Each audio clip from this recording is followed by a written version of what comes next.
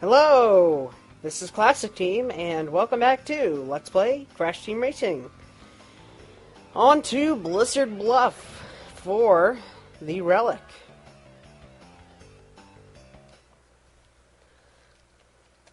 The mine stage is going to be a real pain in the butt to run.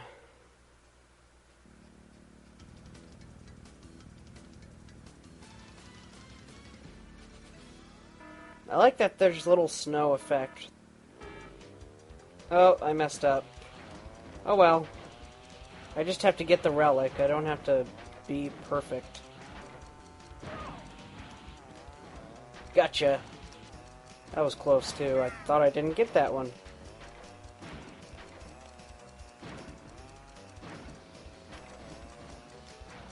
You know, one of the big problems with doing a Let's Play of this game is that all the gameplay is pretty much the same stuff, so it's not really a lot to talk about. So, yeah. That's why I talk about other stuff. And man, am I hungry. I should have ate before I recorded this. It's like 1 something right now, 1:10.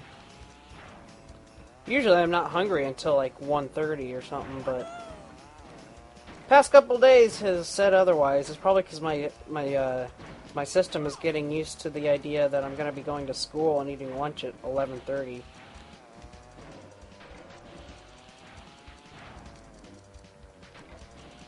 Of course, my body still isn't figuring out how to fall asleep on time. I'm still going to sleep at like 1:30 at night, but even when I'm in bed early, it's like... Oh look, final lap. Well, my time is looking okay so far. Could be a little bit better, but...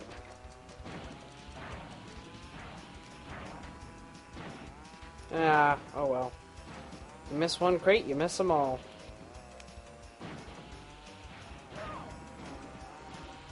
And there's a 2 that I missed. There's one way over here that's a 3 that I missed as well. Great. Any others? There's a 2. There's a 3. Well, not bad. 30 out of 40. And relic awarded. New high score. Yes. Did I beat my old score is the real question. Yes, I did. By about 2 seconds. Yeah, let's not do that retry thing over again. Where I pressed retry on all of them. Except for the last one.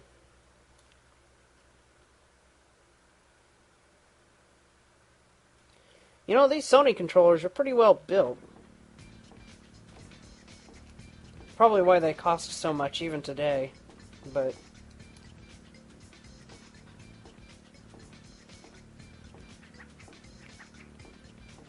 you know, the whole reason we got a PlayStation was because our 64 died. And actually, that brings up a good discussion topic. As soon as I get to Dragon Mines. Whatever it's called.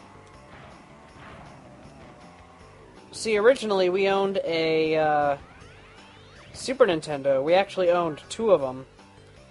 And that's what I grew up playing, a Super Nintendo. Up until I was, I don't know, 6 maybe? And then, maybe it was later. Maybe it was like 8. Anyway, it doesn't really matter. We ended up trading in all of our Super Nintendo stuff. And, which really sucked, because, you know, I grew up playing Super Nintendo games when I was really young. So... because we got rid of my Super Nintendo stuff, I ended up getting it all back. At least most of it anyways. There's some games I don't own still. Or some of them I just don't care to own anymore. Because they weren't really that great games, really. Most of them were good games, don't get me wrong, but... you know, when you were a kid, your parents didn't really know what was good or bad unless it was labeled Nintendo. So, like, you know, if it was made by Nintendo... So every once in a while we'd have a game that wasn't really that great. Like we had this one that was like Tasmania, and all it is a game where you go down a road and you eat birds. And the more birds you eat, the further in the game you get. And that's all you do, as far as I can remember anyways. There was another one that I actually kind of liked, but I can't seem to find it anymore. It's a Kid Clown and Crazy Chase. You can still get it for the Game Boy, I believe. But good luck finding a Super Nintendo copy. If I can find one real cheap at the expo, I might get it, but that's about the extent of that. What else? There was the Mickey Mouse game that I actually ended up getting and then Let's Playing. And I think I still have it, actually. And I have all the Donkey Kong Country games that I had and the Mario games.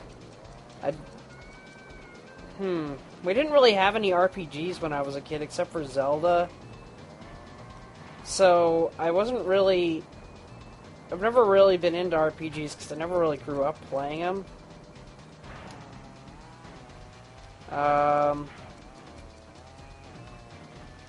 Oh man. Okay. What else? I have some games that I didn't have as a kid, like Wario's Woods. Yeah, I wish I could remember all the games we owned, because there were some... Oh, I didn't do as well there. There was some... I can't even remember. I mean, I have most of them. I mean, I always remember Kirby Superstar. That was my favorite one. Followed by Super Mario Kart and Donkey Kong Country 3. Those were my top favorites. But... We didn't own Star Fox when I was a kid. If we did, I don't remember it at all. Great. You earn a relic. So what was I saying? Anyways, we had a Super Nintendo and we ended up trading it in for a 64. And the 64 was fun, and we enjoyed it, especially Smash Brothers. But there came a time when the 64 would turn on and the games wouldn't work.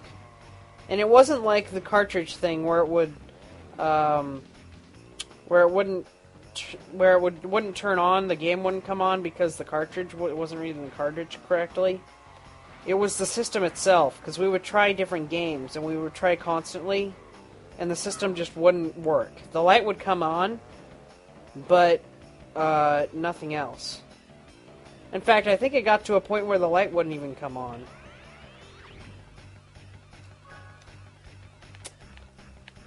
So, anyways, what happened then was we traded in our 64 and got a PlayStation.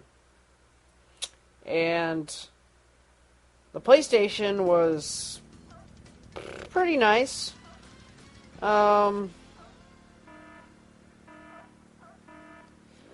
See, to be honest, I don't remember what happened first. Maybe we broke the PlayStation and then we got the 64.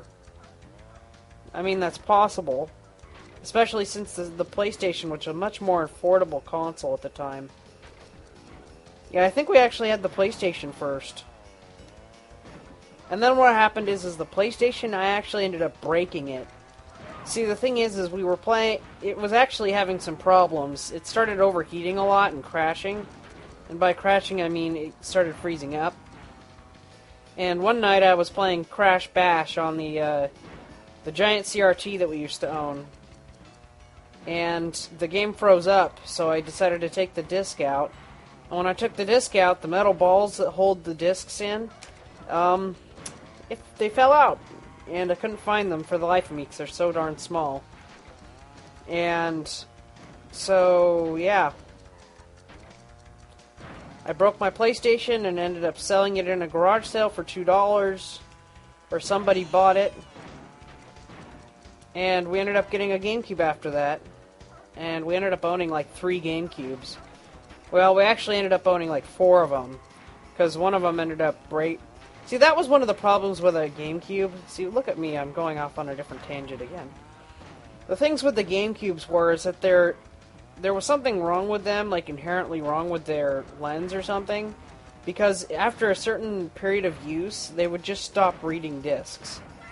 So we we only wanted to own 2 at a time, but we ended up replacing 2 GameCubes. So we ended up having 4 GameCubes. And yeah, that's kind of how that went. And then we ended up trading all of our GameCubes in for a Wii, along with a good number of GameCube games. Which we actually ended up getting a lot of those GameCube games back. So, over the course of a couple years.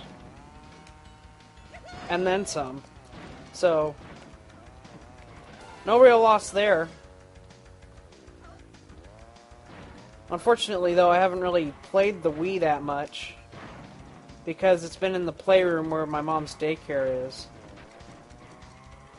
And so, and they end up using the Wii for watching movies through Netflix and playing games for them, so. And then, of course, there's my little brother who plays it a lot. I mean, he doesn't play it as much as he used to, but. Then we ended up getting the PS3. And we got that because we wanted Netflix, and also Play On, which is another online video service, and, you know, all those wonderful fancy video services that are a lot cheaper than buying normal television. And,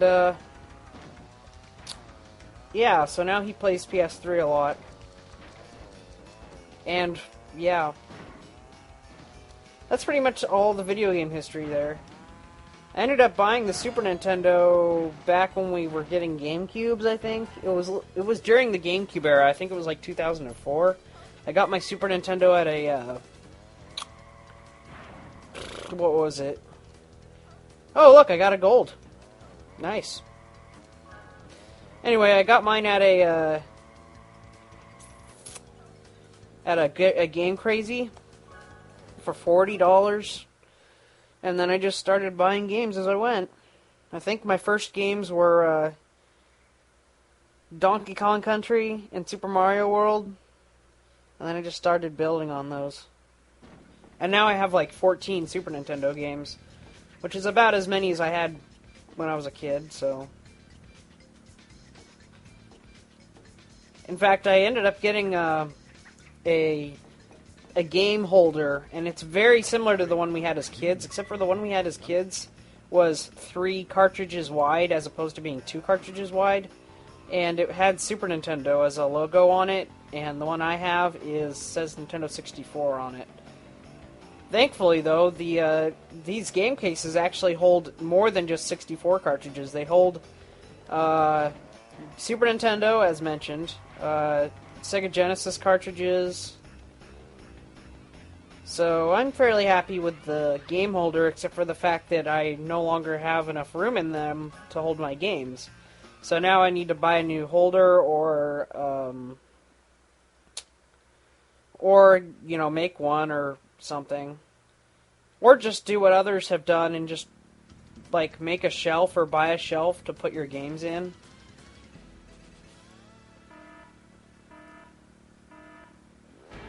I've never really been a fan of doing shelves like that because it kind of ruins the nostalgia factor for me of having it in a shelf, those old-fashioned game shelves. But really, once you get a certain amount of games, you can't really do much about it because you'd have to keep buying those game holders. And to be honest, they're not common. I think you can buy third-party game holders like that, maybe, on the internet. But if you want an official one, like, if you want to go, like, official, you have to buy those real ones. And they don't turn up very often. And when they do turn up, they tend to cost you. Last year at the expo, I wanted to buy one. And they were asking, like, $15 for one. And it's just a piece of plastic to hold your games.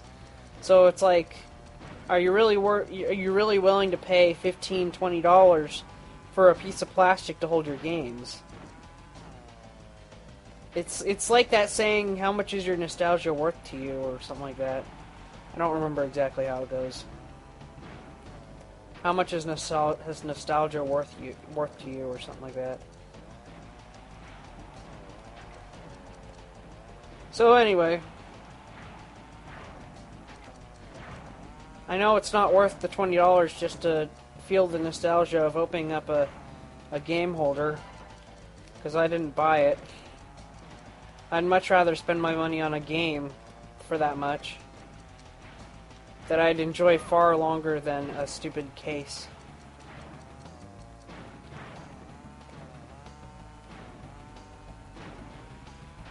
So anyway, funny how I got a lot of talkative stuff out of that one topic, but you know. And somebody actually asked me in one of my videos where in the world I'm getting my games. And that's actually kind of a tough question to answer because it's not really one specific place. A lot of it is Goodwill, which actually is starting to learn the value of their games, so you got to be careful with them. So Goodwill's it used to be a good place. Back when Game Crazy was still in business and actually selling old games, I would buy games from them. And they were fairly affordable. I mean, they wouldn't ask too much for games. They wanted $10 for Donkey Kong Country, and $15 for the second one, and $20 for the third one. Which really isn't that bad, especially considering how much these days people are charging for them. Which is more like $20 to $30 range. But they still were overcharging a lot for stuff. But anyways, I went to Game Crazy a lot and bought stuff. These days I go to a local used game store, which I won't mention because if I do, then you'll know pretty much where I live. That carries all the old stuff, and there is a downside to them. I mean, if you trade in stuff there, they barely give you anything for anything you own, and then they'll turn around and sell it for a lot. Like when I went in to trade in for my 3DS, they gave me like $1 for all the games I traded in, regardless of how much they're worth. I even had like 2 games that were worth a lot, and they only gave me $4 for each of them, which would be Princess Tomato or in Salad Land or something like that, and Uninvited, and they're both for the NES. I also gave them my GP2X and all my accessories, and they only gave me like $30 for all of it. And I'm pretty darn sure it's worth more than $30, but okay. I really wanted my 3DS, so it was worth it to me. That, and I really didn't want it sitting in storage anymore. So, hey, another gold. Wow, these nostalgic memories are making me play really well.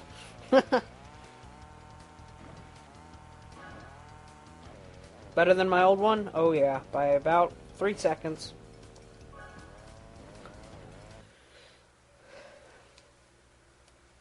So, and then where else do I go? Good garage sales.